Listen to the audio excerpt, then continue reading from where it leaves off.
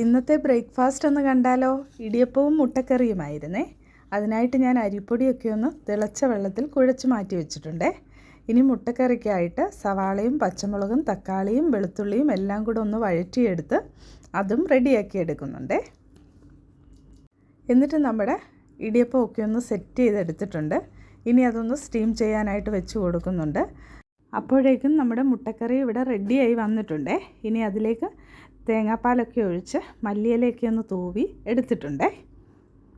അങ്ങനെ നമ്മുടെ ഇടിയപ്പവും റെഡിയായി വരുന്നുണ്ടേ. ഇനി കുറച്ച് കോൺ ഇവിടെ ഉണ്ടായിരുന്നു, അതും ഒന്ന് സ്റ്റീം ചെയ്തെടുത്തിട്ടുണ്ടേ. ചായയും റെഡിയാക്കി വെച്ചിട്ടുണ്ട്. അപ്പോൾ നമ്മുടെ ബ്രേക്ക്ഫാസ്റ്റ് ഇവിടെ റെഡി ആയിട്ടുണ്ട്. ഇനി നമുക്കത് പാത്രത്തിലേക്കൊന്ന് വിളമ്പാമേ. ഇടിയപ്പവും തേങ്ങാപ്പാൽ ചേർത്ത മുട്ടക്കറിയും കോണും ചായയും സൂപ്പർ ഒരു കോമ്പിനേഷൻ ആയിരുന്നേ. സൂപ്പറാണ്. Thank you for watching.